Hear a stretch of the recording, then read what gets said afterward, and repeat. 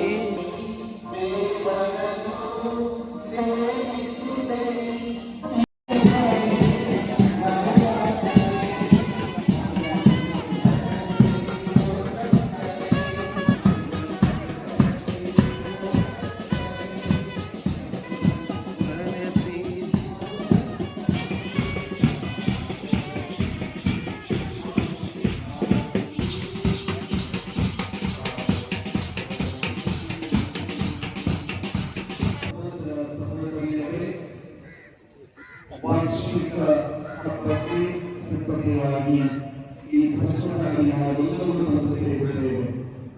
ಗುರುಗಳು ಪ್ರಾರ್ಥನೆಯನ್ನು ಮಾಡುತ್ತಿದ್ದಾರೆ. ಈ ಪ್ರಚಾರ ಹೇಗೆ ಹೋಗುತ್ತದೋ ಪ್ರಭು ಮನೆಯಲ್ಲಿ ಕೂಡ ನಾವು ಎತ್ತುತ್ತಿರುವುದಾಗಿ ಇವತ್ತಿನಿಂದ ಪ್ರಾರಂಭವಾಗುವಂತಹ ಈ 9 ದಿನಗಳ ಸಿದ್ಧತೆಯ ಕಾರ್ಯಕ್ರಮಗಳು ಯಶಸ್ವಿಯಾಗಲಿ.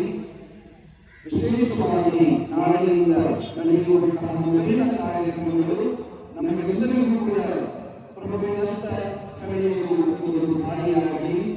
ಪಾಲಕ ಸಂತ ಜೋಸೆಫರು ನಮ್ಮೆಲ್ಲರಿಗಾಗಿ ಪ್ರಾರ್ಥಿಸಲಿರುವುದೇ ನನ್ನ ಆಯ್ಕೆಯಾಗಿದೆ. ಗುರುಗಳ ಪ್ರಾರ್ಥನೆಯ ನಂತರ ನಮ್ಮ ಪ್ರಚೋದನೆಯನ್ನು ಆರಂಭಿಸಲಿದ್ದೇವೆ. ವಿಶಾಖ ಪ್ರವಾಹದಿಂದ ವಾಚನ.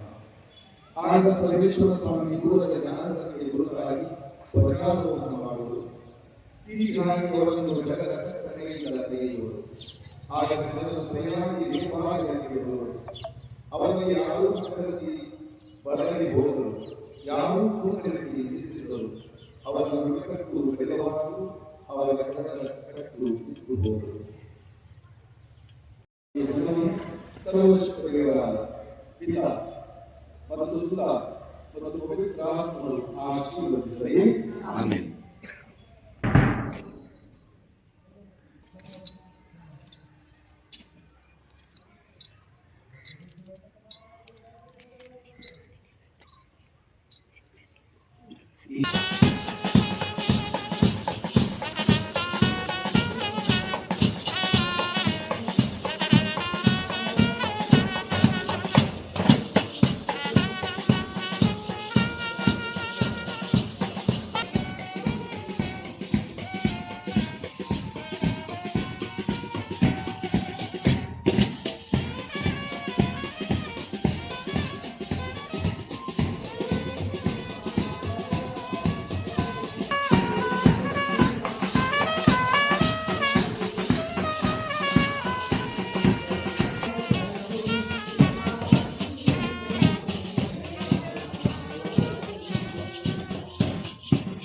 ಪಿತ ಸುತ ಮತ್ತು ಪವಿತ್ರಾತ್ಮರು ನಿಮ್ಮನ್ನು ಆಶೀರ್ವದಿಸಲಿ. ಈಗ ನಾವೆಲ್ಲರೂ ದೇವಾಲಯಕ್ಕೆ ಬಲಿಪೂಜೆಗೆ ಸಿದ್ಧರಾಗೋಣ.